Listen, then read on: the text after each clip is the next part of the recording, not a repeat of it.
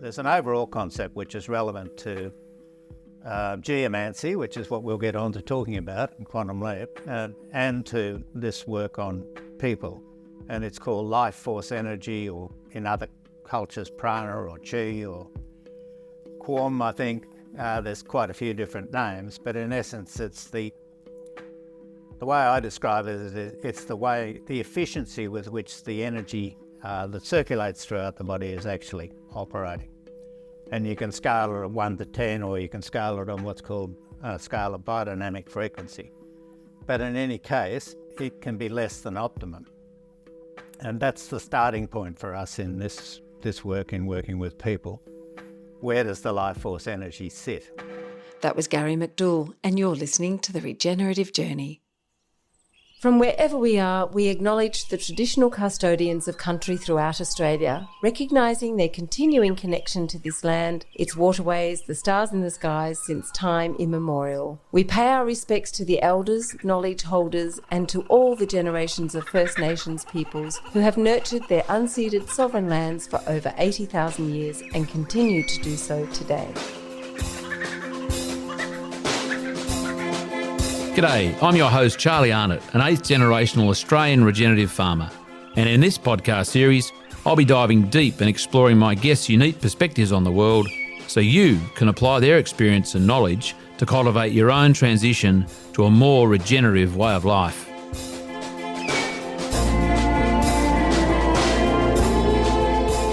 Welcome to The Regenerative Journey with your host Charlie Arnott.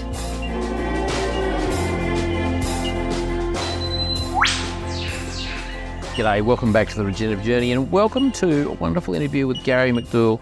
I've known Gary for some time now, having met him at a series of vibrational kinesiology workshops and training courses called the Dawson Program many years ago, probably 16 years ago now. Gary is part of and the chair of a new organisation, new entity called Subtle Energies, Quantum Leap Subtle Energies Limited, which is a not-for-profit, which is an extension of and the new version of the Subtle Energies courses and workshops that Dr. Patrick McDouall collaborated with Resource Consulting Service Australia for the last, I think 2016 was their first workshop, so what's that, 4, 5, 7 years ago. They've created their own organisation, Quantum Leap Subtle Energies Limited, and they are doing amazing things in the subtle energy space in rural New South Wales in agriculture, with not just farms, but with people's lives, with the landscape. I'm lining up to interview Dr. Patrick McDouall at some point when I can catch him. He's a very busy man. But the new entity that he and his Australian cohort have put together is going to make it much easier for anyone in Australia who's interested in learning about subtle energies to attend one of their courses and to have some of their practitioners to do some correcting, do some landscape energy work on their farms and with their families and their landscapes. Gary's a wonderful man.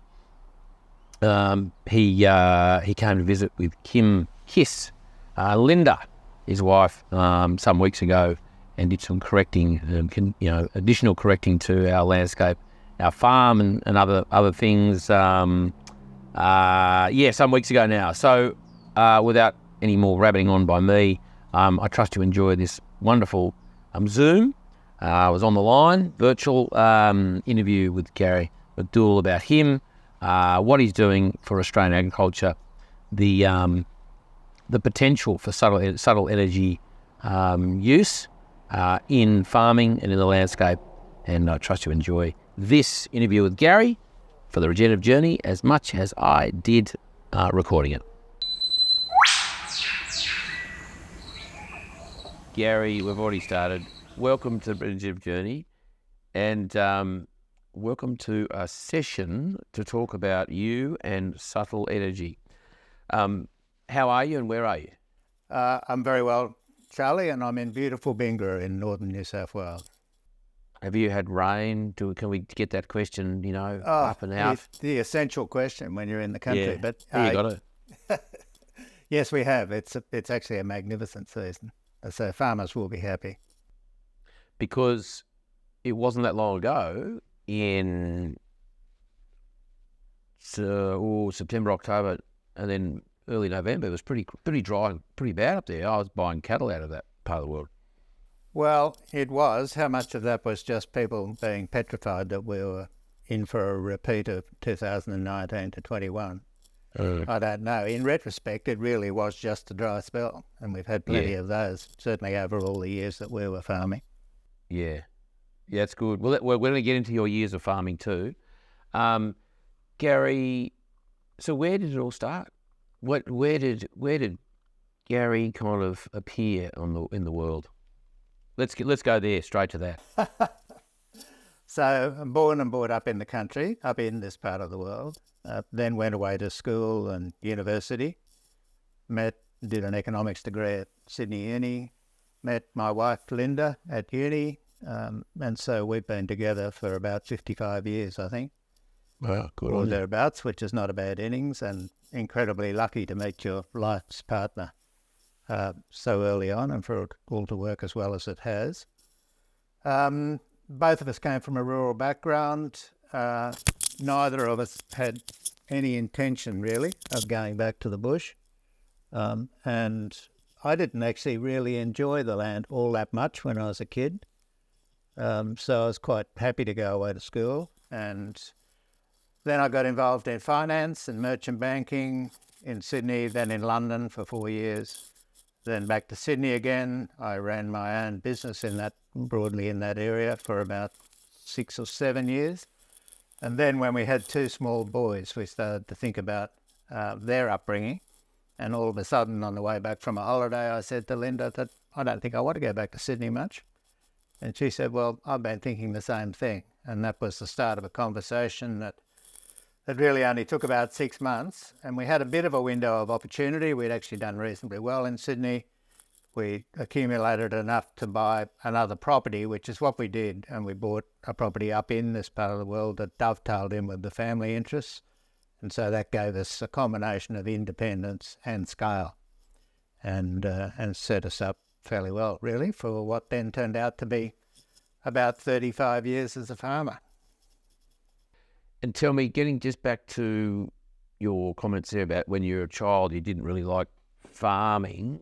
Can you remember why not? Was that what was the issue you had? I think I found it not exciting enough, and partly that was because in those days a task would be identified and it seemed to be all you did for the ensuing 2 or 3 weeks, whether it was cutting saffron thistles by hand, a lot of sheep work. We were predominantly sheep back in those days. And yeah, I used to love herring around after cattle, but they were relatively minor enterprise for us. And so, yeah, I just couldn't get excited by it, and remained really unexcited until we decided to come back. But what I found in Sydney, so I was in the consulting business effectively, and that can be very exciting, but it's not actually, in most cases, creating something tangible. And I found, and over that period, I think we renovated about 3 houses, and I found that I was getting as much, if not more, satisfaction out of that tangible hands-on work and seeing a sort of a physical outcome as I was with the more intellectual rigour and excitement, I suppose, of the consulting work. So I thought, well, if that excites me, maybe farming will. And it did. It turned out to be exactly the right move, and a fantastic move for the kids. Like our boys would be very, very different characters if they'd been brought up in Sydney. What were the elements of the farming life that you think, did it bring out certain parts of them, their character, or what? Just dive into that a bit. I mean, I don't disagree, but I'm just interested on your take. What did you see or not see? I think probably the most important thing is that if you're a child on a farm, you can be given incredible responsibility very early on.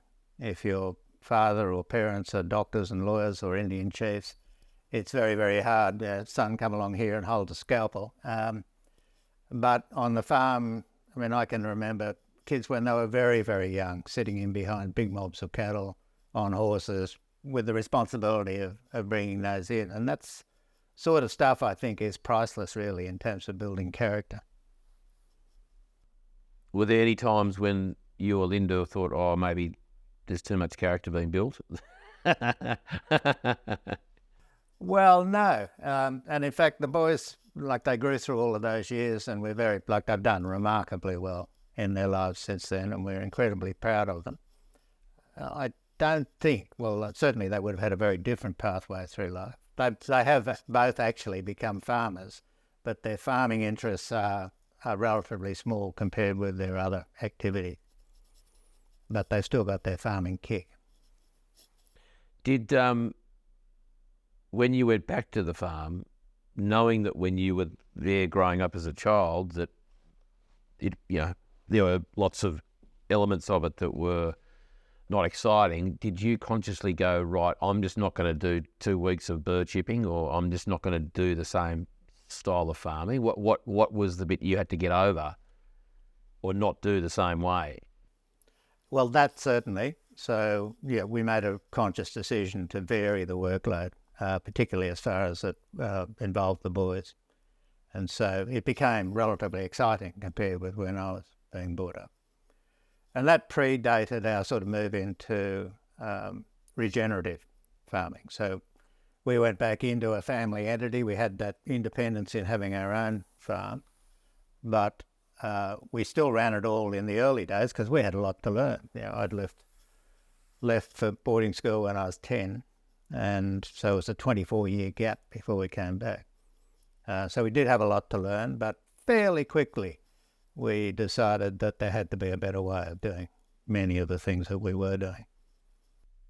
And what were some of the telltale signs or the symptoms that prompted you to change? Well, the thing that really prompted me to change was to going and doing a grazing for profit school, which all of a sudden triggered a whole pile of light bulb moments. But those light bulb moments were meaningful because we'd had by that stage probably about 5 years or 6 years of doing things conventionally, and saw all of the challenges that I believe conventional farming leads us to.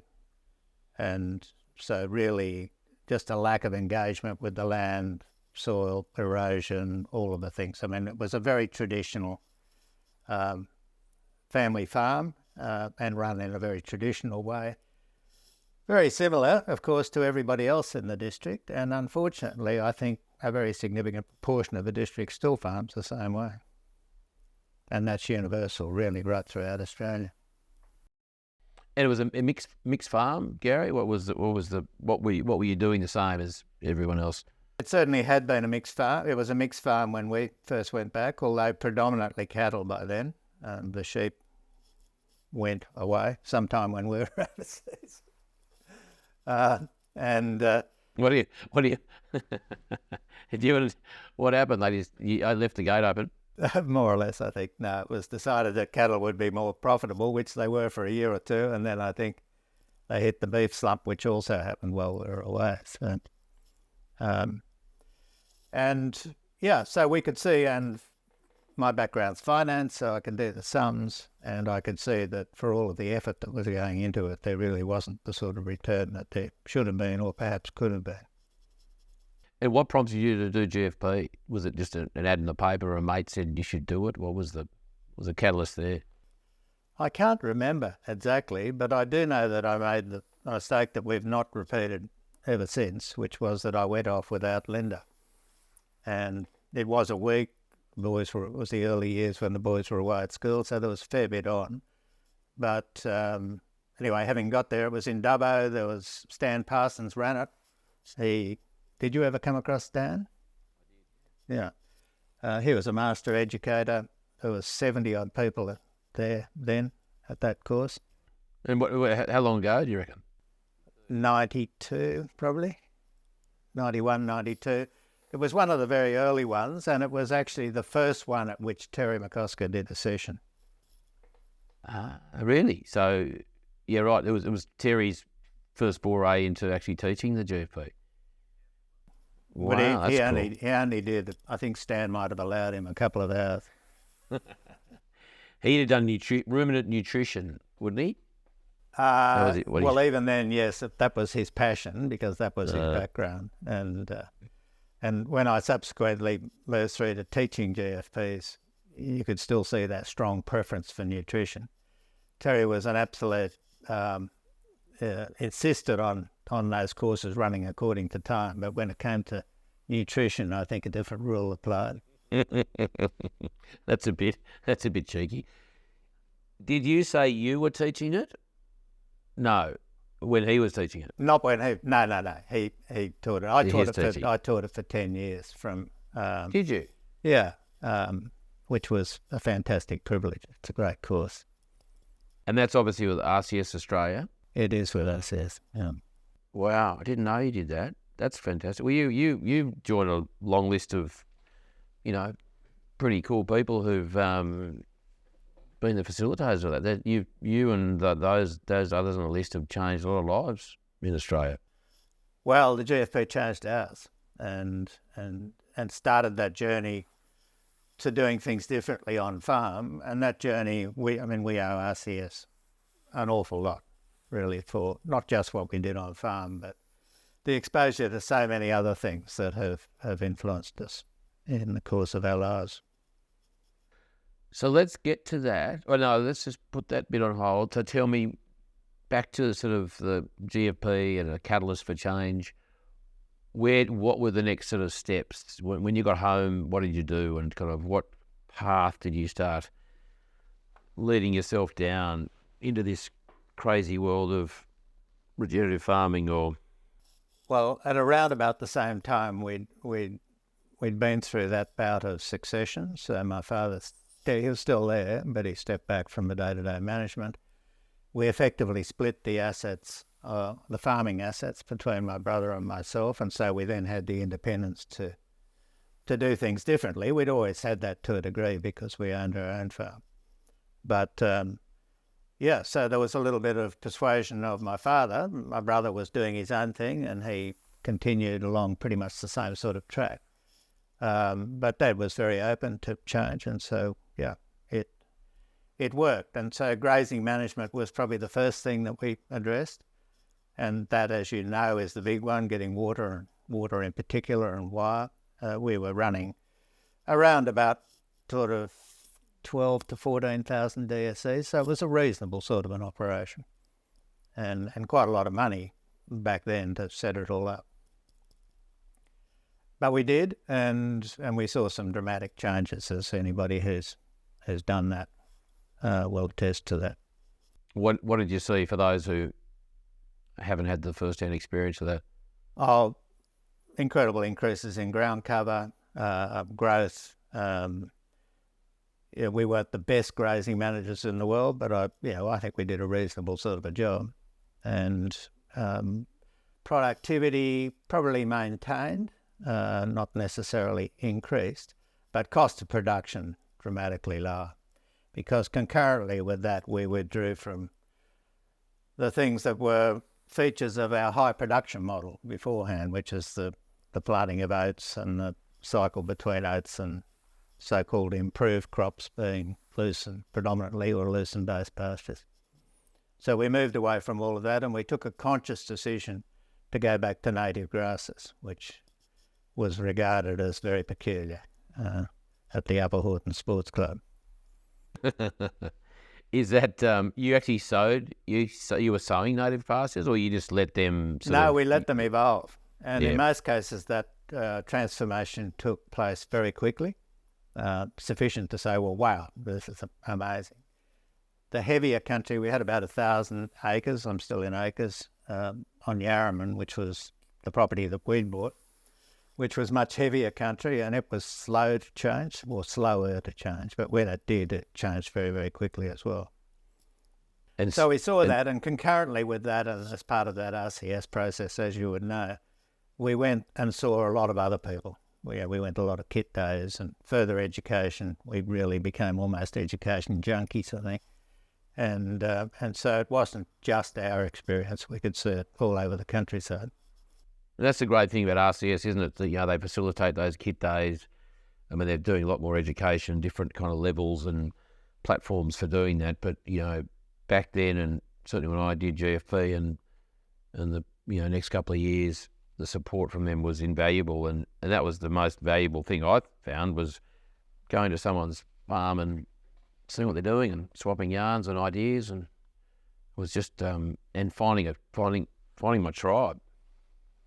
Well, I think that tribe thing's very important, as you would know if you're in a traditional sort of society. I've mentioned the Upper Horton Sports Club. I shouldn't mention them again.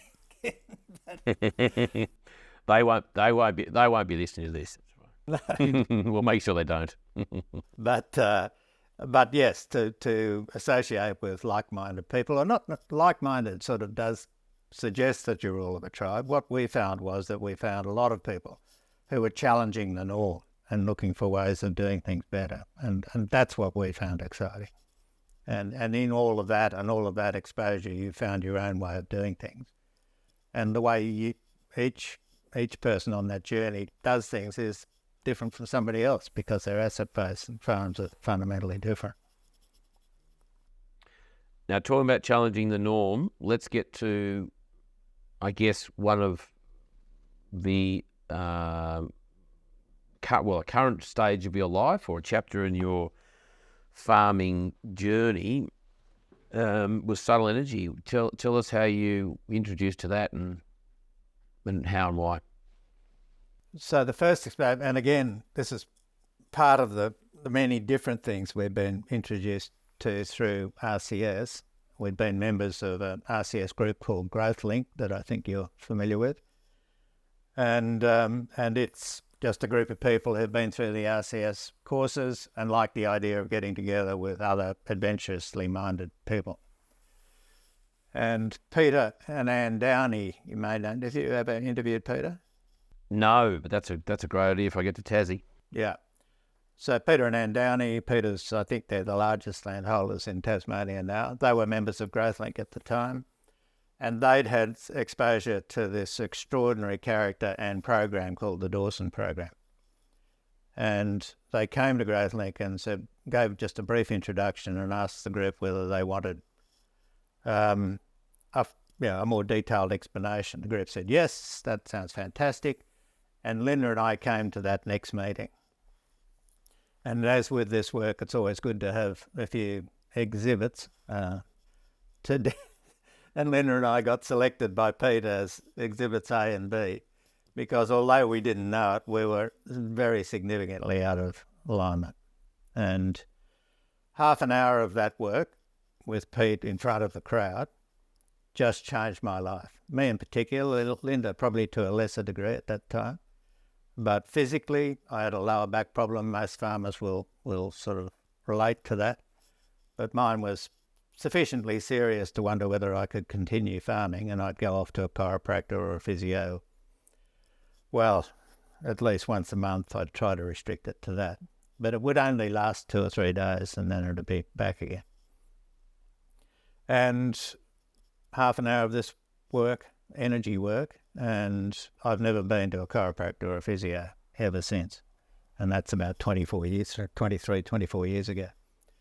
But also those who knew me, and particularly those observant GrowthLink members, just could not believe the change in sort of attitude, behaviour and clarity of thought and all of those things. I mean, I could not have gone on and taught GFPs if I had been as I was before this work.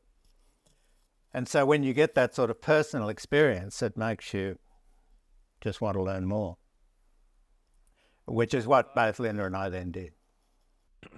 For those who don't know the Dawson program or what that was involved, without going into all the detail, tell us what was the modality or the kind of some of the principles behind it. Because Angelica and I have done the Dawson program, practitioner training years ago. It was actually just before we got married, so that's how many. I better look at the date. That's a date you should remember. 17. My wedding, I remember the date we did the course. I don't know. It was about 17 years ago. Right. And whilst we haven't gone on to be practitioners as such, it was a wonderful foundation. So yeah, just tell us about I guess what you experienced and some of the what Pete actually did. So effectively, the Dawson program is another modality in the subtle energy space, and there are a number of them, things like Reiki and Bowen and so on, acupuncture, all work with energy in various and different ways. The guy who put the program together, Cam Dawson, he became intrigued as a result of some work he did with an energy healer in Indonesia, I think it might have been. He became intrigued by this whole area, and he spent the last 35, 40 years of his life just trying to understand this work in societies all around the world. And energy work is fundamental to indigenous societies everywhere. And it's extraordinary as you travel and explore it in different countries, how similar it is, how people call different things different names, but fundamentally it's all the same sort of work. And Cam had Peter and Anne had been to see him. They had some challenges in their business and their family health and those sorts of things, and the work that he did just made an enormous difference to them. And so Pete's a lawyer, Anne's a teacher. They pretty much recorded everything that they learned. And subsequently, when Cam died, he was in very poor health when he first became exposed to this, and lived probably longer than he might have otherwise. But Pete and Anne had enough information there to be able to put together a teachable protocol. And the work had been so valuable to them and their family, and they'd built an association with Cam Dawson and his family, that they felt that they should carry it on. And they undertook to teach initially 100 people what they knew.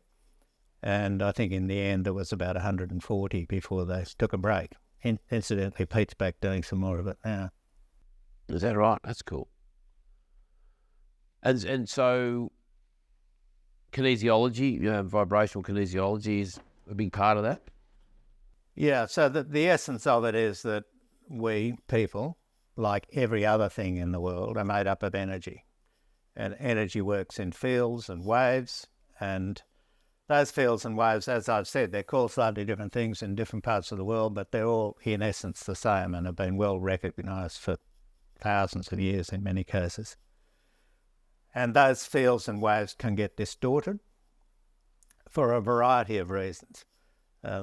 Often it's emotional, probably more often than not it's emotional, but it can be physical shock or toxic shock. And the change in the energy balances will affect the physical body and will affect thought patterns, all sorts of things. And so this program, the Dawson program, identifies, there's an overall concept which is relevant to geomancy, which is what we'll get on to talking about in Quantum Leap, and to this work on people. And it's called Lifeforce energy, or in other cultures, prana or chi or quam, I think. There's quite a few different names, but in essence, it's the way I describe it is it's the efficiency with which the energy that circulates throughout the body is actually operating. And you can scale it at 1 to 10, or you can scale it on what's called a scale of biodynamic frequency. But in any case, it can be less than optimum. And that's the starting point for us in this work, in working with people. Where does the life force energy sit? And in my case, for example, a full optimum biodynamic frequency of the heart, which was in my case the organ with the lowest life force, is 77.67 or something like that. And mine was 14, so very, very low. So plenty of scope to improve it. So when we're doing this work, the idea that gives you an indication, along with all sorts of physical checks and so on, and then you identify why, you seek to identify why that life force is lower.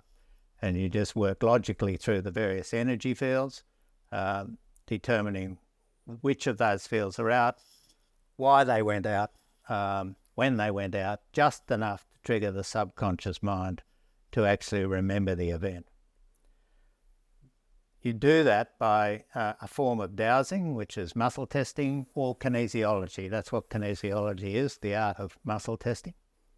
And the basic principle is that you can use the deltoid muscle, the arm. A person will hold that firm if the question being asked is true to them, but they won't be able to hold the strength in the arm if it's not. And so by a process of this dowsing, which is not dissimilar to what you do in a landscape, you build up this story, and then the correctional work is a combination of intention. So intention is very, very important, and that was our first insight into the power of the human mind, or what I call the heart mind, because your basic expression of energy comes from the heart. And so intention and frequency. So we have a whole range of instruments from various cultures around the world, all of which have different frequencies. And then you can use more subtle frequencies, such as those in semi-precious stones or colours or whatever. And that combination of things almost inevitably brings about correction. It's one of the things that blows me away, that is how repeatable this work is. So, for example, the numbers of people that we've worked with over a 20-odd year history in working this would be in the probably low thousands, I suppose. One of the indicators, the physical indicators of imbalance, is one leg longer than the other. Normally, in Western medicine, we'd say go and get some orthotics. That's just the way it is. Well, it's not the way it is, and in every case, there has been no exception. By the time somebody has left us, they have evened up. And the power of that is that the people can see it and feel it, and they can see a direct connection between the physical imbalance and the energy imbalance. I remember when we did the program in Tassie with Anne and Pete and a whole lot of other people there, seeing that for the first time. Your feet are, the heels are like that.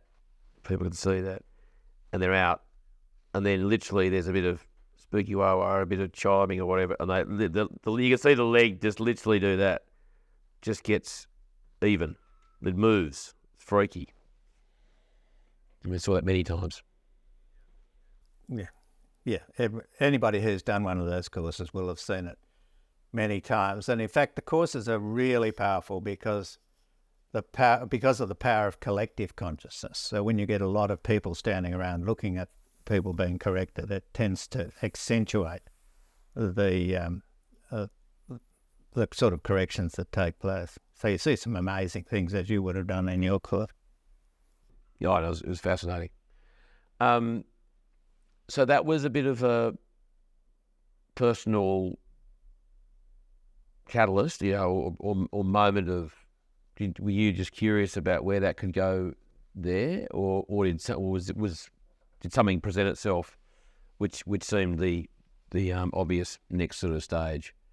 Well, the next stage for us was that we were so fascinated by it that we wanted to continue the journey.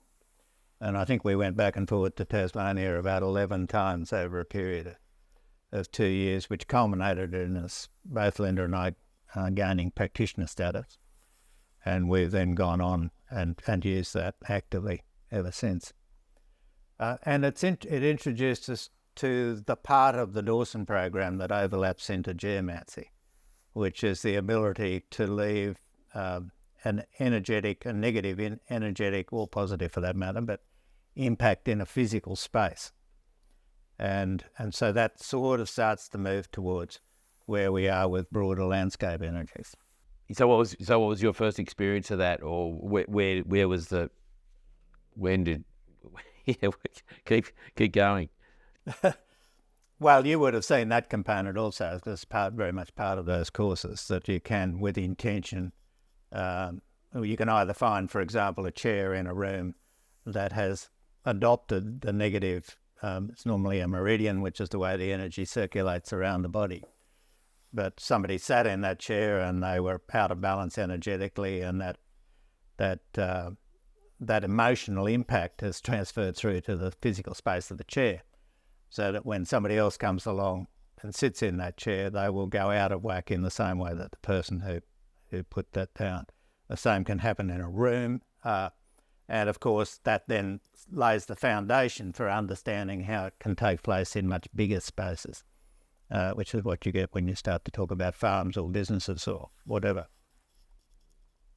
I remember at the course in Tassie, there was a incident, and it must have been in the evening of one of the days or the morning before we kicked off again, and we were delayed in getting into that room because Pete and Anne had picked up some bad energetics, and something had happened in that room the night before, the morning of, and we had to wait for them to clear the space. And they respectively didn't sort of say what happened, but that was kind of an additional part of the learning, which wasn't part of the curriculum. It was like a real life situation that they said, look, we've got to clear the space before we can continue, which was great. And that's something that we now do, whether we're teaching energy work or anything else for that matter, all through those RCS years of teaching. We would always clear the space and fine-tune it for the purpose for which we wanted it for the next 2 or 3 days or whatever it might be. Mm.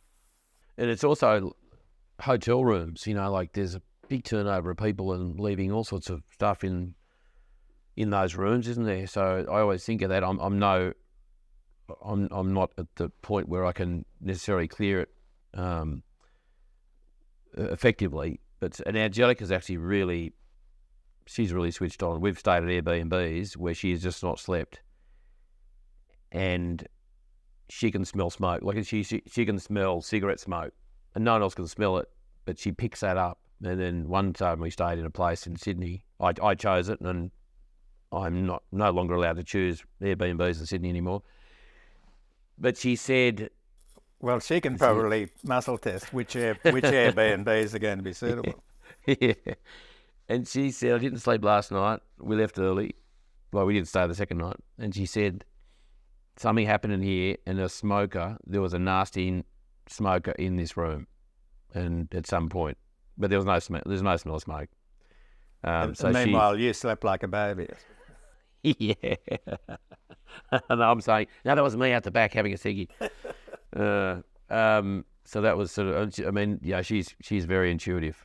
And I probably do need to listen to her a bit more often. I go with my male brain, where she goes with her female heart a lot more, which is great, because I certainly need that balance. Tell me, Gary, where to go from there? So you picked up the skills, the Dawson program practitioner, understood the relationship of those subtle energies that are in smaller places and in people.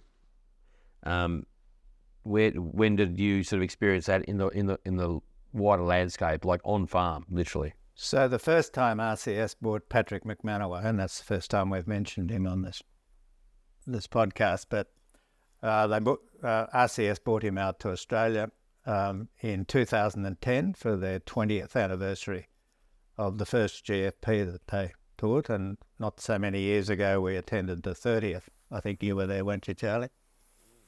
So that was the 20th. Margaret Bridgeford, who is also a Dawson program practitioner, was then the CEO of RCS. And Terry McCosker was very much, he'd also done some Dawson program training, and Terry is actually very intuitive. And so they felt that it would really be good to explore further the potential for this sort of work in agriculture. And they hunted all around the world, and they found Dr. Patrick McManaway. Patrick was then president of the British Dowsers Association. So we've talked about muscle testing as a form of dowsing, and had an international reputation with spending about half his year in the UK and the other half in the US. And so Patrick came out because I was by then doing some teaching with RCS, and because I'd done the Dawson program training, I sort of worked with Patrick on that first trip. So did a little bit of the presenting with him at that conference, just because I could be a bridge between what a lot of people in RCS, because by then probably 120, 130 people within the RCS network had done the Dawson program training. But Patrick did most of the work on that trip and did do a few consults off the back of it. And that started a relationship. Feedback was incredibly positive. It started a relationship which has gone on ever since, really. So Patrick's come out in some years, always once, in some years twice, and I think maybe one year even 3 times. And with the exception of the COVID years that has taken place. So a lot of people, there is something like 600 people now on the mailing list of Quantum Leap, and they are all people who have had some level of exposure to this sort of work. And they're all farmers, pretty much. Can you explain, I mean, Patrick I've done the level 1 Quantum Leap course twice, always pick up new, good, amazing stuff. And Patrick seems to be in a perpetual state of meditation, isn't he? He's just the most level guy. That's not to mean he's boring or dull. He is quite the opposite. He's just he just oozes chill. Doesn't he? He's just so chill. And part of that, I think, is that lovely, because he's Scottish, and part of that is that lovely sort of Scottish burr. As one attendee at one of the things I went to said, I could listen to this fella all day. He's got a lovely voice, and he can. And you were here just the other day, Gary, which we must get to, and you said how he loves his whiskey. He's very serious, not serious. He's very focused, and he is an absolute professional at what he does. But he's got such a lovely casual side too, hasn't he? Like he doesn't take it all too seriously. There's a time and a place for relaxing, which is really important. That it can't all be about work and being serious. We must think lovely thoughts, and he seems to be in that state of mind all the time. Yeah. And part of what Patrick has done over the years is that he's mentored a few of us. So started off with people whose name might be familiar. Deb McBride, I think, was the first one, and Kim Kiss, one or other, was first. And then myself, and I was privileged to travel with him for 3 years in a row. That might mean I'm a slow learner, because it normally takes a couple of years. But I think mainly because we actually really enjoyed each other's company, and we're a foil for each other in a way. And that was fabulous. We've travelled all over Australia, saw all sorts of different enterprises, met all sorts of different people, and almost universally people who are open to this sort of work are just lovely people, and they enjoy good wine, which makes it, which complements the whiskey. I want to get to his wine. His trick he does with the wine. Yes, yeah. Oh, we must get to that. Before we get to that bit, though, just give us a bit of insight into what Patrick and you, because I know that you, especially in those COVID years when Patrick couldn't get here, you took over some of the duties on ground here in Australia, whilst Patrick was virtual.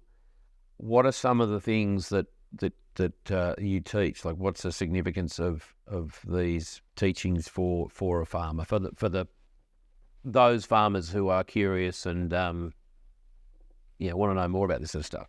Yeah. So it's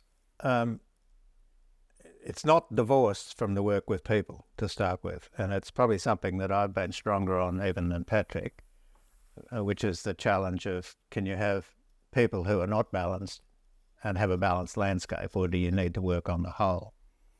And that's the view that I take. And Patrick does, but he does it in a very unobtrusive way, not in the obvious way of the Dawson program.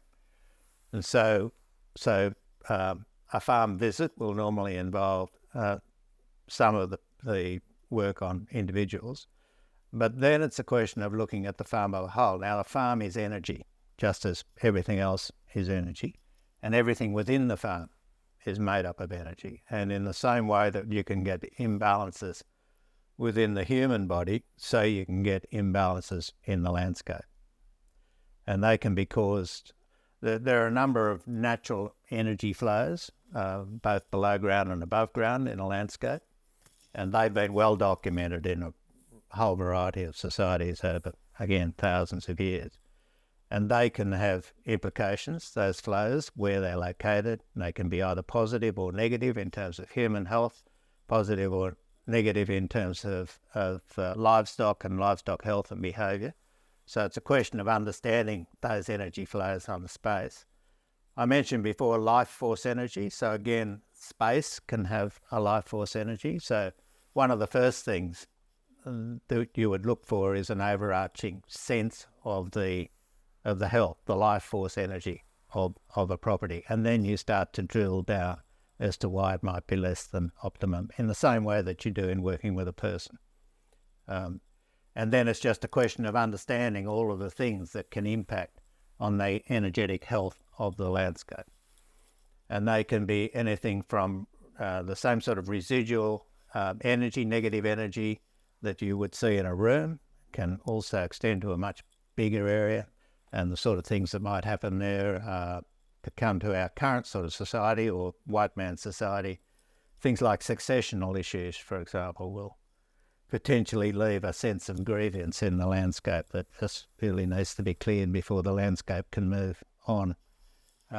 You can get much more serious trauma in a landscape, so any sort of battles or massacres. And massacres are unfortunately all too frequent as you move around the countryside.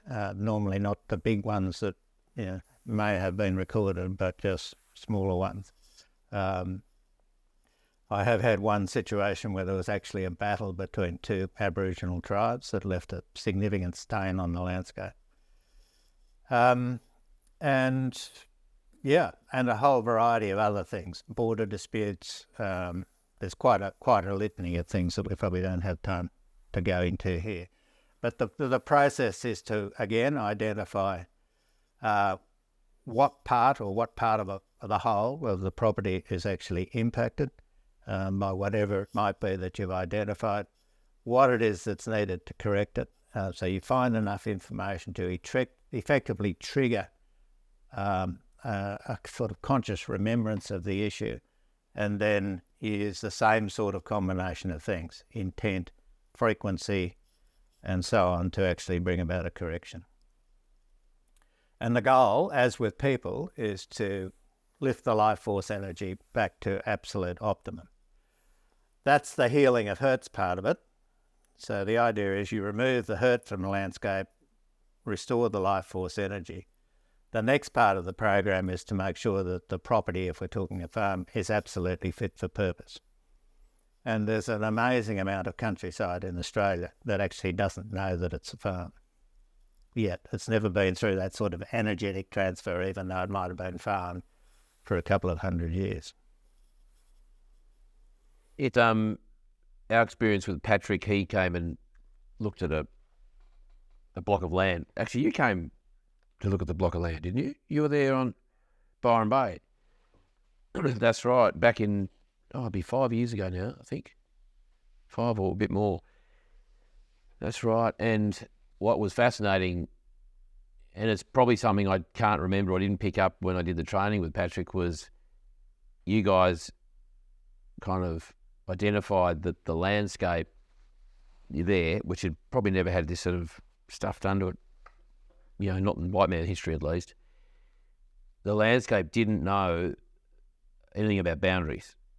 Like we as whiteys had turned up there and put fences in, and that's my land, that's yours, and there were, demarcations and different energetics and different family stuff.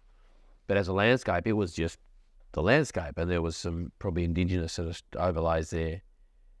But what you guys did was, as you just mentioned, kind of introduce the landscape to the idea of boundaries, and blessed it, and blessed the valley, and with permission, and gave it a sense of,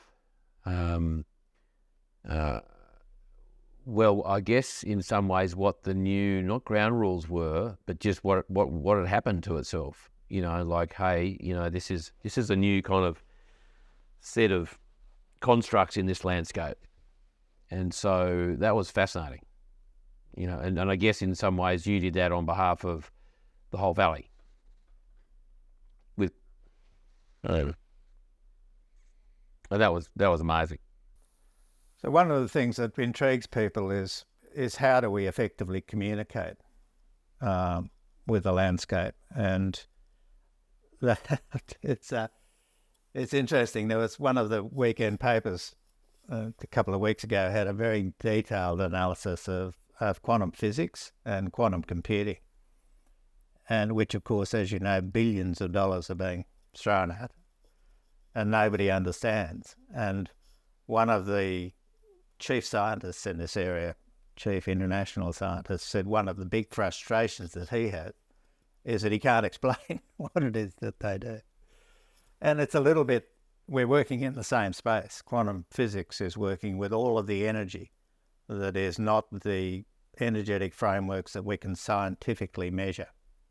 And science, unfortunately, has said, well, if we can't measure it, then it doesn't exist. And so this whole area, which is, I think I saw a figure the other day that about 5% of the total energy that exists is actually on the electromagnetic spectrum, and we recognise it and use it. Most of it we can't see, but we've learned enough about it to measure it. And the other 95% is just there. And that's the 95% that quantum physics is attempting to get a handle on. And that's the 95% that societies for millennia have been recognising and working with. So we're made up of energy, as is everything else, and it's the interaction between those energy fields that enables communication to take place. And for it to work effectively as a practitioner or as the owner of land or whatever, we need to recognise that we're part of the whole. You can't do this work just from the head. You have to come back and feel that you're energetically embracing the landscape or the person that you're working with or the animals or whatever it might be. And then it's the interaction between those energy fields that enables effective communication. And so you guys were here, 3 weeks ago now? No, very recently. Thank you for allowing. Oh, look, it was all long overdue. Kim and Patrick had been here, I'd say 7 years ago, and it's one of those things. I guess for a long time I thought, they've been here, it's done, it's sorted out. Tracy Rosser, who we haven't mentioned yet, who's a wonderful Dawson program practitioner, facilitator.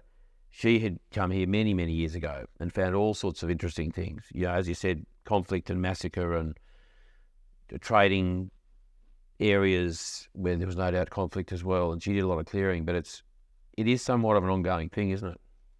Yeah, it's not set and forget it. Although generally when you deal with an issue in this work, it's dealt with. It doesn't tend to come up again. And so working with people, for example, in a first correction, you will normally deal with lots of historical stuff, inherited stuff through maybe to early childhood, and then that's dealt with. Now, somebody else might come along, another practitioner, because we all are energetically different beings, and so we relate to the energy of whatever it is that we're connecting to in different ways. And so different practitioners will identify different things, but very rarely will the same issue have presented itself. Once it's dealt with, it's dealt with. In people, once you remove one level of emotion, it's generally emotional baggage, if you like, then it allows sometimes other things to bubble to the surface. And the same thing happens in a landscape. So, yeah, so yes, it's not set and forget it. But probably the most critical thing, and you and I have spoken about this, Charlie, is that I'm not a great believer in, those of us who've been privileged enough to have some training in this, just coming in and waving a wand and then going away. I think the value that we, Linda and I, have got out of this work is that it's made our journey through life just so much more rewarding. And I'd like to think that the people we work with start on that journey and build the levels of connection that enable them to build subtle energy work into their day-to-day living. And that's where it can really fire on a farm. We one of your messages to me, which was great, and it was not as though I didn't it wasn't news to me, but it was I'm glad you reminded me, was my connection to landscape. And I probably rabbit on about it to a whole lot of people and often mention it, but in reality, because of the nature of what I do and where I go and that sort of thing, and I guess a bit of a different role in what I do in this farm in the last couple of years, my connection with the landscape was not as strong as it was. And so if I can get the wording right, I have you've encouraged me to create a little mantra every morning, and it's something like this, if I can remember it. I bless this day with reverence and grace, and acknowledge the seen and unseen entities and energies, plants, animals, nature spirits and elementals, and all people who call this place home, past, present and future. I bless this day in this place with love, abundance, kindness and compassion. And that's my morning mantra. And gives me goosebumps just thinking about it, because it's, and also one of the things you reminded me of was, find a special place. Find it physically, but also probably more importantly, find it in your mind at any point to check in, as a grounding sort of a grounding thought, a grounding intention. But it's so easy. It really is, isn't it? Yeah, it is easy. Probably the hardest thing is to get that mantra out of your head and into your heart so that you're actually connecting from here. And because in our society we run this linear, rational sort of approach to just about everything that we do, for which science has done many wonderful things, but that's probably not one of the good outcomes, that we've become less rounded human beings. But if we can get out of the head and really connect from here, and here's from where we connect. If we want to connect with landscape, it's from the heart.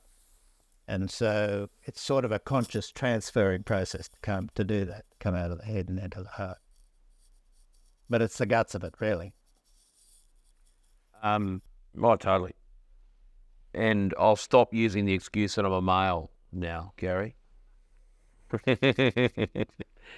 And you also, one last touch point here, we had a sense that something was going on in the shed over here.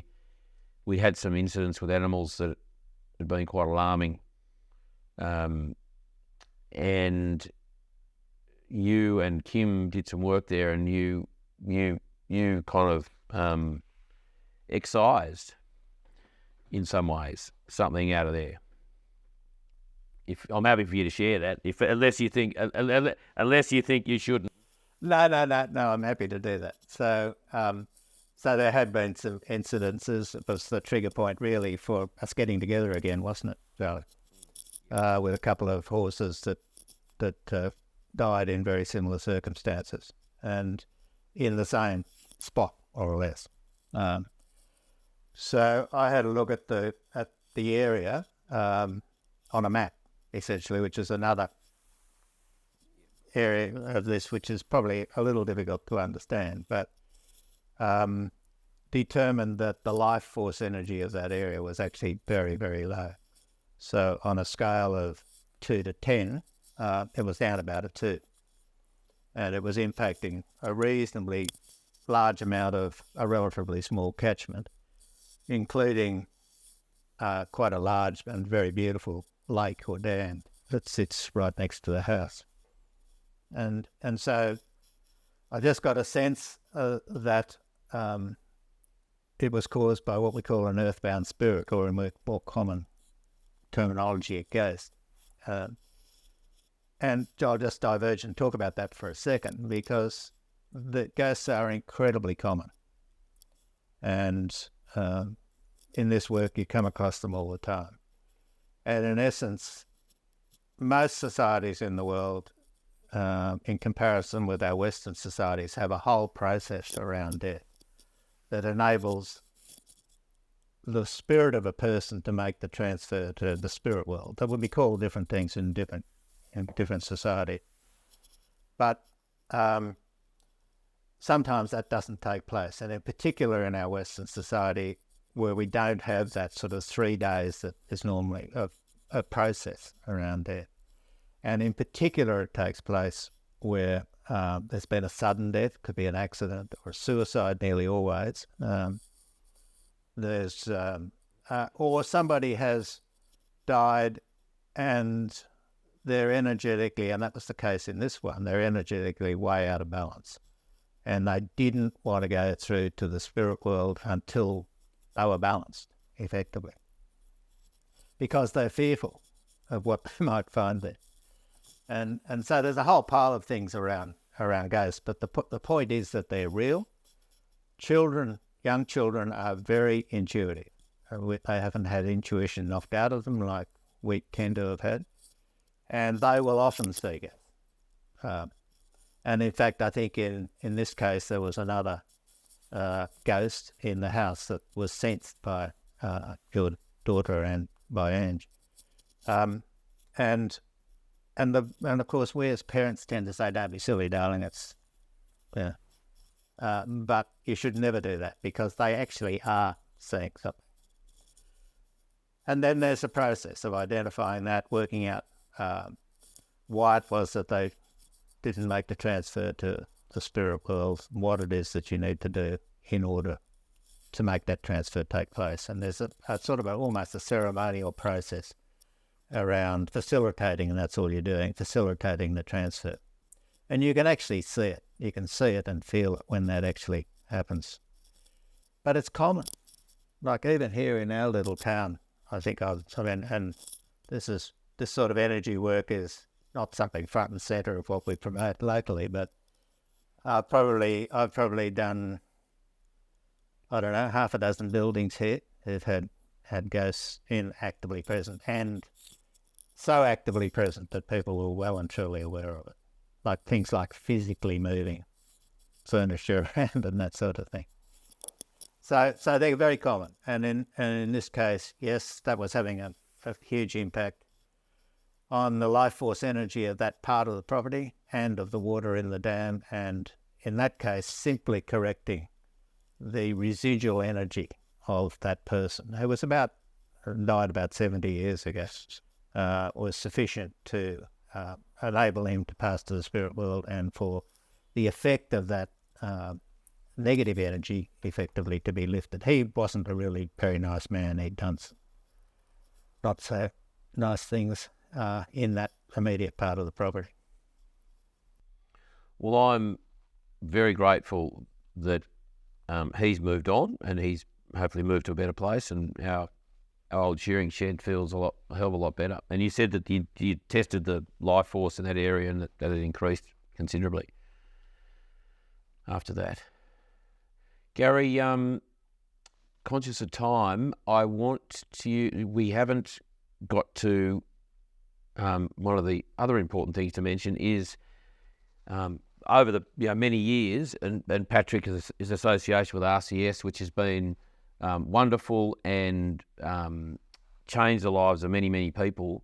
There's been a recent evolution in the sort of the relationship between and Patrick's work in Australia and RCS and the greater farming fraternity.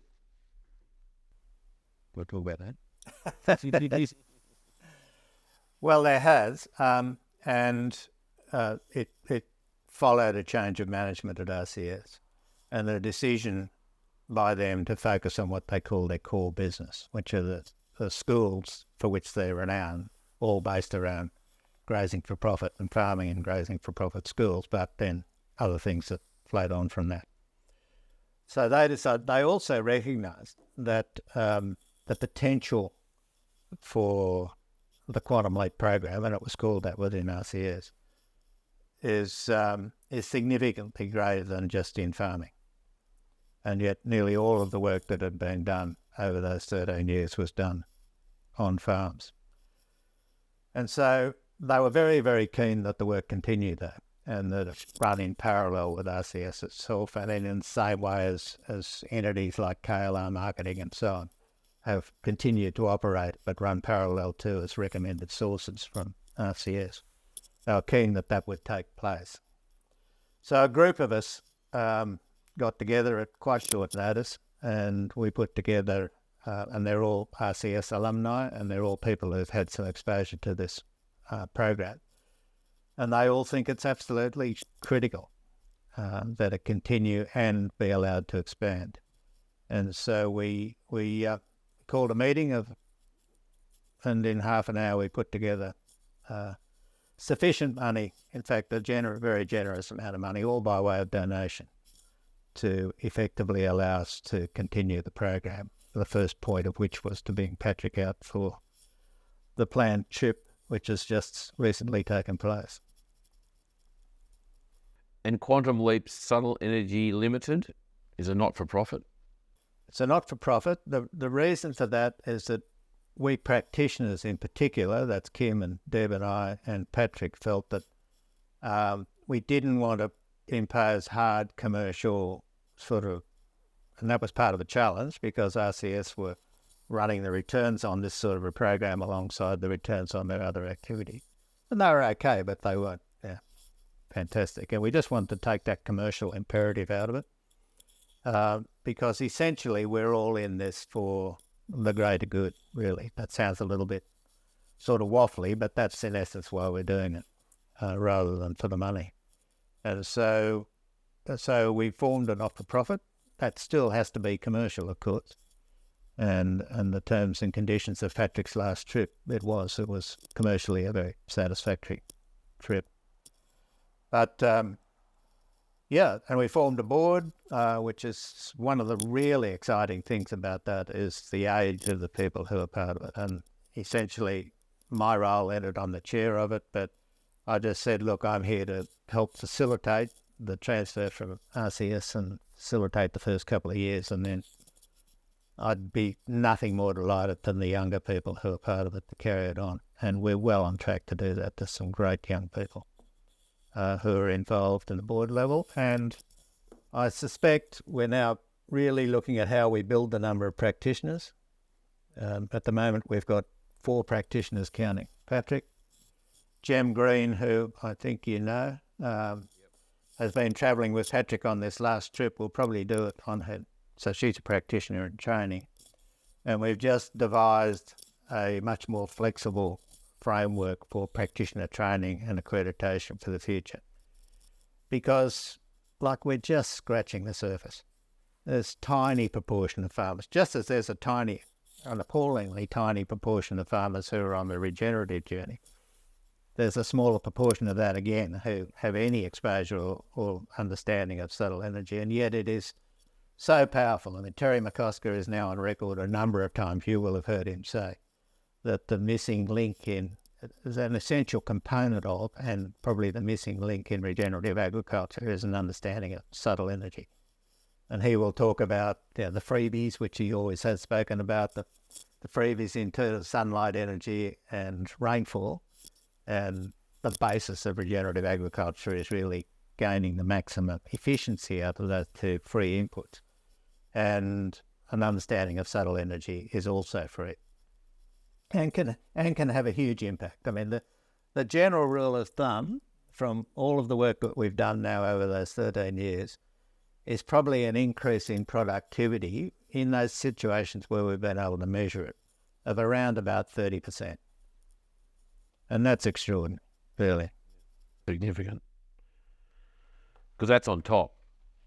Yeah, that's, it doesn't, like it's not as though that's a result of putting fertiliser out or a whole lot of extra costs. I mean, the cost might be for you guys to turn up to the farm, do what you do, and a few follow-ups, and then away you go. I mean, that's not guaranteed, obviously. We're not we're saying that, Gary's going to turn up and give you 30% productivity, by tomorrow. But in terms of the ease and grace in which you guys can do that, it was a no-brainer when I learned about Patrick and the courses, and it was obviously sort of on the back of some Dawson program stuff. But getting back to your comments about, and Terry's comments about it's the missing link in regenerative farming. It's definitely that, and it's certainly the bit for me. And biodynamics also has, it's not dissimilar kind of stuff. And I'm, again, hands in the air. I'm not, the greatest at it, but I'm certainly conscious and acknowledging that, it's the subtle energies and the intention that is the glue, or it creates the foundation for a relationship with landscape, is how I kind of explain it. So your presence here the other day with Kim certainly was a big shot in the arm for me, so I've got to thank you. If other people want to know more about what you guys are doing and how they get in touch and what you can kind of offer, where do they go and how do they do that? So probably the best sort of general point of call is to contact Kate Murfitt, and many people from the RCS network will remember Kate and remember her very fondly. Kate is also a Dawson program practitioner, but she's taken on the role of sort of chief operating person in a multitude of different ways. And she can be contacted at welcome@quantumleapsubtleenergy.com.au. Well, when you do have a website name and it's up and going, I'm not sure when we'll get this interview out exactly, Gary, but we'll make sure we update the show notes with that. That'd be good, yeah. We'll have the full suite of website and social media, all the rest of it. Yeah, definitely. Seems to be essential these days. Yeah, it is. Gary, that's been fantastic. We've been talking about doing this for some time, and I'm really glad that we got to catch up. Very grateful that you and Kim were here a couple of weeks ago. The change in energy is tangible. I wouldn't mind if you'd left a little more heat, in the day for us here in winter in Burrawa. Well, it's even been cold up here over the last week or so, Charlie. So. If you can arrange that next time. But it is June, so it has to be expected. We'll get all those links and show notes and things up with the interview. And for those who are listening to this, I am doing a little Q&A with Gary straight after this, which will be available as a part of our suite of offerings for subscribers. We're just putting together a subscription model, and Q&As with our guests will be exclusive to those subscribers for the Regenerative Journey. So this little Q&A we'll do in a minute will be part of that. And just, sorry, while you're talking about that, one of the other things we'll be offering and working on is something similar to that, Charlie, which will be called Quantum Connections. And so it'll be a very interactive group of people who are wanting to continue the journey, and it is a journey. Like it's just makes the journey through life so much more interesting. Is that going to be webinars and just a bit of a community? It'll be we think a fortnightly gathering for an hour or so. It'll be facilitated by one of probably four of us, or some combinations. It'll probably be a bit themed, so that we'll choose a subject, and that'll be the focus of discussion that week. But really, it's a way. One of the things we got out of the feedback, we had some extensive feedback from Patrick's last visit, was that people really need the tools to go on with it. It's all very well to do a couple of days, 3-day course or 2-3-day courses or whatever, but you need to actually build it into your daily life and practice it. And to do that, you need a network, some sort of support. I mean, we offer support through mentoring and so on, but in addition to that, I think the support you get from a group is really very powerful. Yeah, I can't agree more. Well, I can't wait for you to do that. Make sure you flick me an email, or and when that happens, Gary, we can put some stuff out on socials as well as the, the posts on this interview when it comes out. We'll talk more, Gary. We'll do a Q&A in a minute, and we'll be touching base for the rest of our lives, I suspect. So I'm very much looking forward to that. Thank you for your time, and let the journey continue. Thank you very much, Charlie. It's a fascinating space. It is. Thanks, Gary.